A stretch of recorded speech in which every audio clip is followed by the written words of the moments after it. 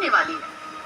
और आज तू रुक्मी को इंसाफ देना चाहे है, तो रसाल के साथ बेइंसाफी क्यों कर रहा है? तू खुद रसाल को इतना चाहने लगा था कि रुक्मी को अपने और रसाल के करीब भी नहीं आने देता था। अरे कई बार तूने रुक्मी को हवेली से बाहर निकाला ताकि तू रसाल के साथ खुश रह सके, और आज तो उसी रुक्मी के साथ अपनी जिंदगी की नई शुरुआत करना चाहे है। वो इसलिए दादी साहब क्योंकि रुक्मी ने मुझे कोई दुख नहीं दिया, बल्कि मेरे कारण तो वो बेचारी संसार त्याग कर साध्वी बनने चली गई थी। और विधि का विधान देखिए दादी साहब, वही रुक्मी मुझे मौत के मुंह से बाहर निकाल के ले आई।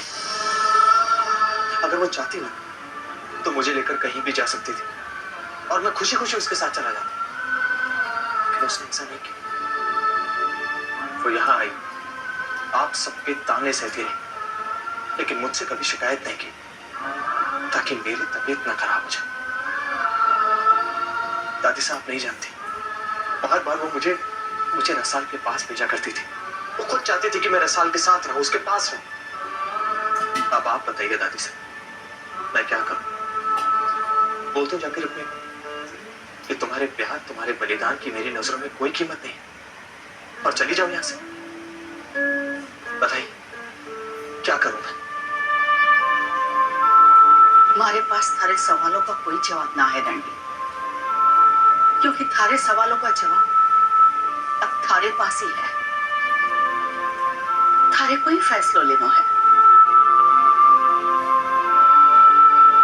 थारे फैसलों को हम कोई अब विरोध ना कर सके, और ना ही रसाल का दुख हल्का कर सके, जिसे हम मन से बिंदनी मान चुके हैं। रसाल के बहते आंसू कैसे सूखेंगे, इसको फैसला भी अब थारे को ही लेना है रणवीर।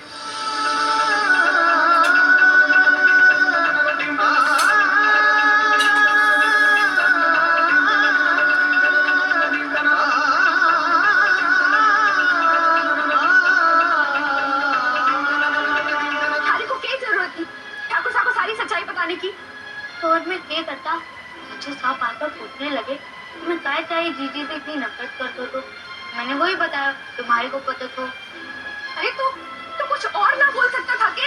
मारे को तो किसी ने भी ना बताया कि मारे को भी आप सबकी तरह जीजू साहब से झूठ बोलना चाहिए, और फिर आप भी माए से बोला करती थी कि झूठ नहीं बोलना चाहिए। मैंने बता दिया जो सच्ची बात थी। हमारे भाई साहब, आप ठाकुर साहब को सच्चाई बताने की बजाय अट्ठे फोन करके खबर तो कर सकते थे ना।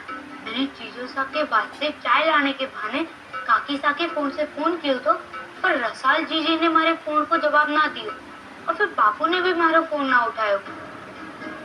क्या बोल रहा है तू? झूठ ना बोल रहा हूँ, अब काकी साहब से पूछ लो।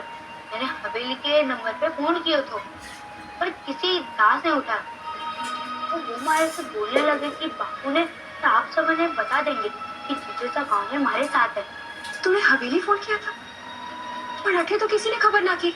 मैं क्या करूँ, बच्चे मारे को जीजू साहब ने रोकने में मुश्किल पड़ रही थी, तो मैंने उन्हें कमरे में बंद कर दिया। जी केसू ने, बापू और रसाल ने फोन किया था, तो उन्हें पता कैसे न चला? और हवेली के फोन पर केसू की किससे बात हुई होगी? मैं तुम्हारे करीब नहीं आ पाऊंगा। आज मैं रुक्मी से प्यार करता हूँ, बेइंतहा प्यार।